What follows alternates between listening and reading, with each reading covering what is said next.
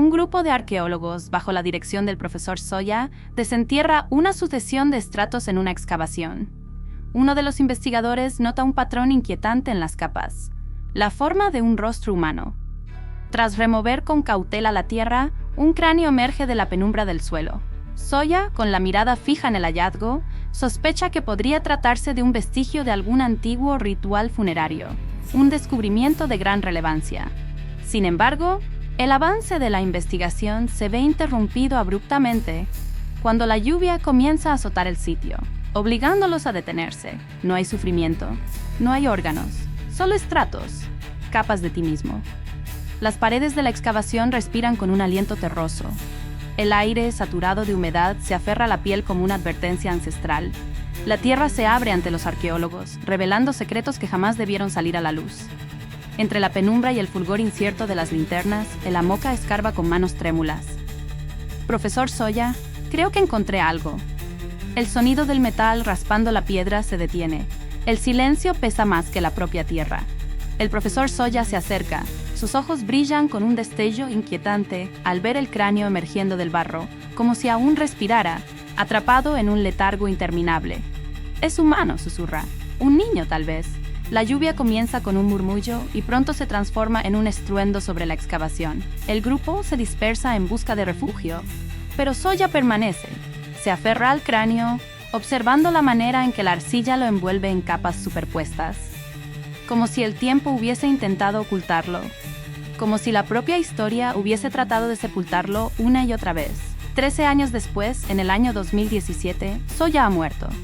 Su esposa siempre mostró una preferencia marcada por su hija Reimi, mientras relegaba a Narumi a un rincón de indiferencia.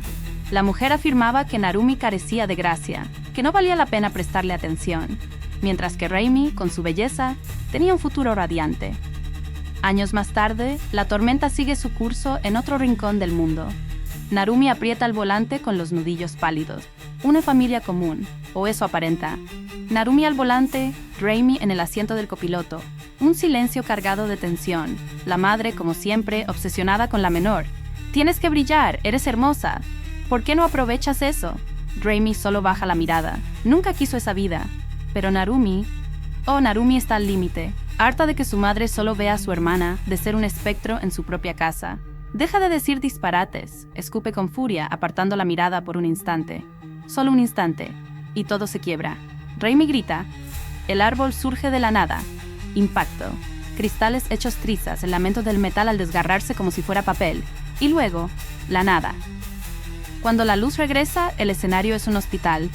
Reimi ha sobrevivido, un milagro, o eso creen. Porque cuando los médicos comienzan a limpiar sus heridas, la realidad se distorsiona. Algo está fuera de lugar. La piel se abre, pero debajo no hay huesos, no hay sangre, no hay órganos, nada de lo que debería existir, solo estratos, anillos concéntricos como los surcos en el tronco de un árbol antiguo. Como si con cada ciclo de su vida, una nueva capa hubiera emergido apilándose dentro de ella. Y entonces, la revelación. Reimi no es humana, no en el sentido ordinario. Ella es una figura hueca, un recipiente habitado por versiones diminutas de sí misma, encajadas en un juego imposible. 19 capas. 19 Reimis, una atrapada dentro de otra, como una paradoja viviente. El horror físico llevado a su límite. Aquí es donde la historia trasciende el miedo convencional y se hunde en algo más perturbador. No es solo la imagen aberrante de una joven construida sobre sí misma, sino la verdad que acecha detrás. ¿Qué significa? ¿Cómo llegó a ser así? Y sobre todo, ¿qué yace en el núcleo? ¿Qué harías si descubrieras que alguien cercano a ti no es lo que aparenta? Si, al rasgar su piel, en lugar de huesos y órganos, hallaras algo que desafía toda comprensión. Reimi llevaba una vida ordinaria. O eso creía. Su madre, obsesionada con la perfección, la moldeó desde pequeña para convertirla en una figura radiante, aunque ella jamás lo deseó. Narumi, su hermana mayor, acumuló un resentimiento silencioso al ver cómo su madre solo tenía ojos para Reimi. Hasta que todo estalló en un solo instante. Reimis, una oculta dentro de otra, atrapadas en una secuencia imposible, como pieles atrapadas en el flujo del tiempo. Y su madre, lejos de reaccionar con pavor o buscar ayuda, solo pensó en lo que esto significaba para su imagen. No podía permitir que su hija fuera vista como un error de la naturaleza. No podía aceptar la verdad de lo que Reimi era, Como si apartara un velo translúcido, la madre arrancó la primera capa de su hija con una facilidad escalofriante. Y debajo, sí, ahí estaba.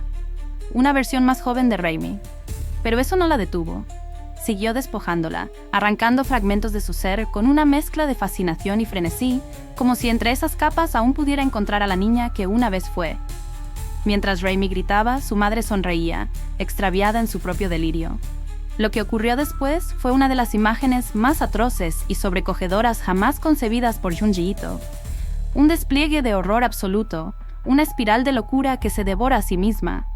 Y lo más aterrador es que todo encaja. Porque en el fondo, esto no es solo una narración de horror físico. Es el pánico a la pérdida, la lucha inútil contra el tiempo. Una madre incapaz de aceptar que su hija cambió y que, en su obsesión por retener lo que se ha ido, la destruye sin darse cuenta. Capas de Miedo no es solo el relato más demoledor de la serie. Es una inmersión en lo más oscuro del terror humano. Una caída vertiginosa en la deformidad, la desesperación y el dolor, que reafirma por qué Junji Ito es un arquitecto de las pesadillas. Porque aquí el miedo no se oculta solo en lo que se muestra, sino en lo que implica. ¿Y tú? ¿Hasta dónde llegarías por recuperar lo que el tiempo te arrebató?